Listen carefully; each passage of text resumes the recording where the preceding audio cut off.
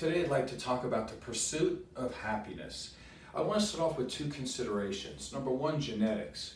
About 50% of your happiness is actually dependent upon your genetics, and that's what the data indicates. It sounds like that's negative, but we'll get to that in a second. 40% of your happiness is dependent upon your own thoughts and perceptions. So that we can strengthen, that we can change. And 10% of your happiness is based upon your life circumstances, which I find very interesting because most people would say that it's their life circumstances that dictates their happiness or not, but it actually isn't. It's only actually a very small fraction. And of that fraction, we can take into account that some people believe that it's because they come from a very disadvantaged background that would make somebody, say, depressed or unhappy, or down the road maybe unsuccessful. But in fact, on the other end of it, there are people that come from incredibly advantaged backgrounds. And we can see this in a lot of Hollywood people. Their children, they tend not to do well because they're given everything all the time. They don't have this ability to overcome adversity. And if you don't have that and you're not given a chance to overcome adversity, your self-esteem and your self-worth is going to be very low. And if that happens, again, you're not going to be very happy.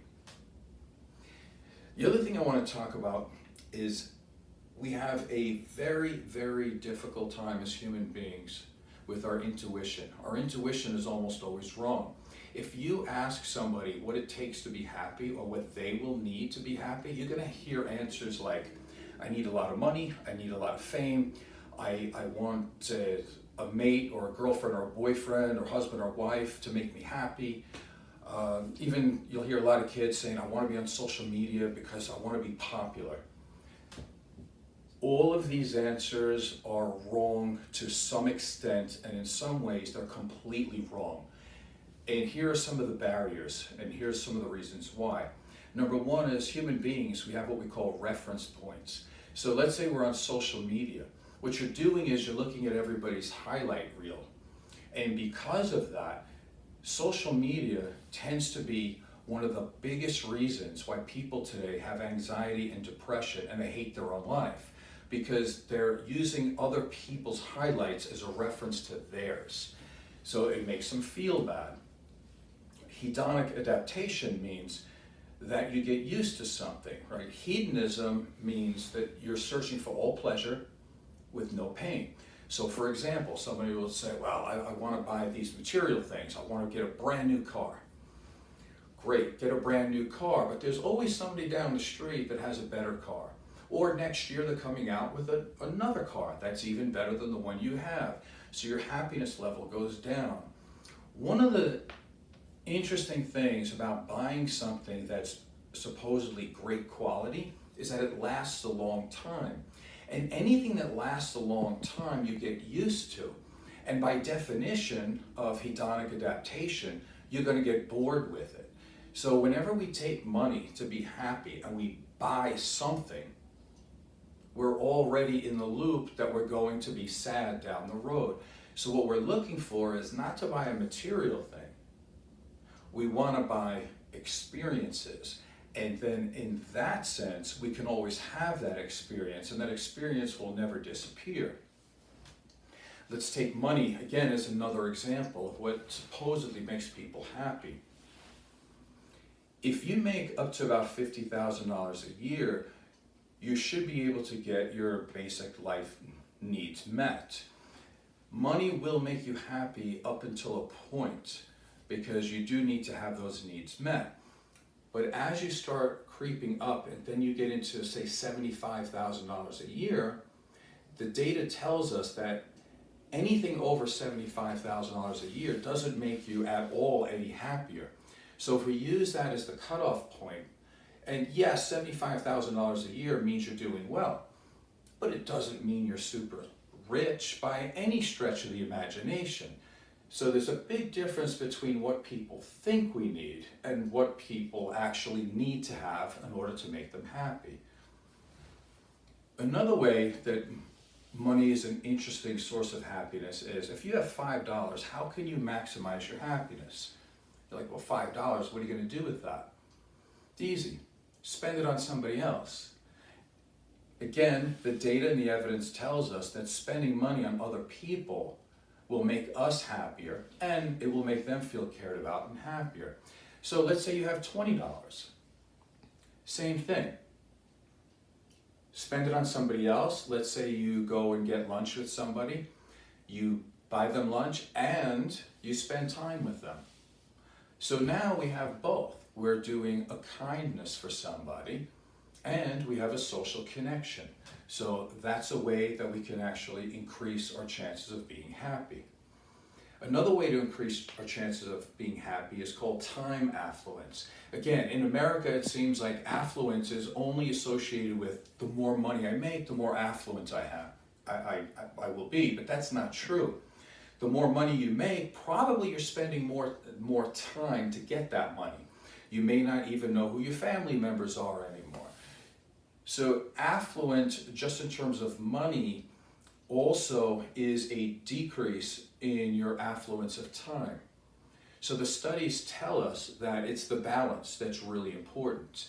As a matter of fact, time is more important than money. You can always make more money, you can't make more time. So of course, time affluence should be higher up on your list, but is it? No. Again, our intuition tells us money, but the actual thing that makes us happy is time. Another important thing to increase your happiness is mind control. The Buddhists say that if your mind is in the past and your mind is in the future, or your mind is on other people, places, and things, instead of being in the moment and being with the person you're with at that time, you probably have an unhappy brain. So the more you can train your brain to be in the here and now, let's say if you're alone, or in the here and now and focus on the other person that you're with, well then you'll be happier and the people around you will also be happier, and then it will increase the social connection, of course, that we were looking for, that I told you before. And it's also kind, because it's unkind to be in the presence of another human being and not to really see them or hear them.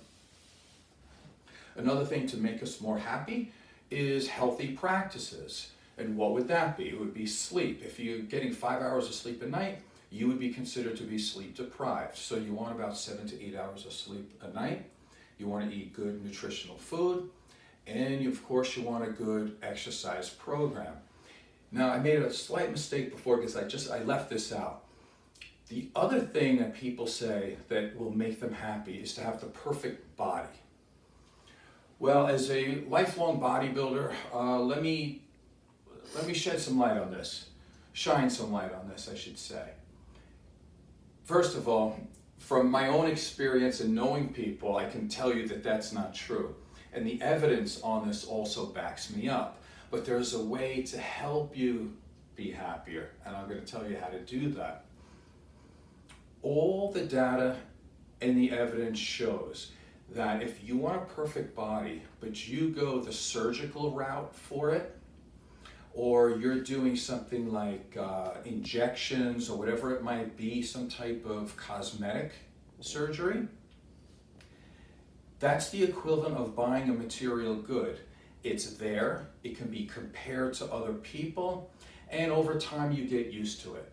It's very rare that you would find somebody that does a lot of cosmetic surgery that's absolutely 100% good with who they are and they feel happy. It doesn't really work like that. But let me tell you what does. Again, we have to get experiential. You have to go for the experience. The experience of eating good food. The experience of working out all the time. The experience of reaching for a goal, whether it be cardiovascular or through weight training. Now that will add to your happiness because there's a self-esteem that's involved. Typically a surgery or injections or things like this, it adds self-esteem to the doctor because it's their expertise that's doing it. If they're the subject and they're working and you're only the object, it's hard to get self-esteem from that. So you have to do something active, such as working out. In terms of working out, they've done studies on people who were depressed. And they would have some people work out, and they would have some people take antidepressants.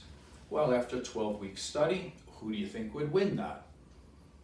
The people who worked out, their depression went down. It worked better than the people who were on drugs. And it's longer lasting.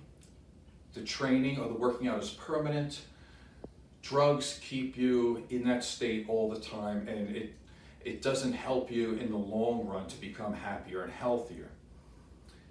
Another thing to do in order to be happy is we need to utilize your strengths. Again, it's okay to want a good job to make you happy. That's fine. But if it's only for money, it's going to be shallow. So what the evidence says is to find a job that you get to use your strengths, your character strengths, or any type of ability that you have. The other day I was watching Adam Lambert and Queen. Adam Lambert always wanted to be a singer. He's a great singer, and now he's singing for Queen. I can't imagine him not being happy. He's using all of his strengths that he has in his life, and he's getting paid for it. What could be better? And I think that's about all I want to say about the pursuit of happiness for today. My name is Joe Peroni. If you would like to subscribe, it's Joseph Peroni Rise Above Project. Thank you very much.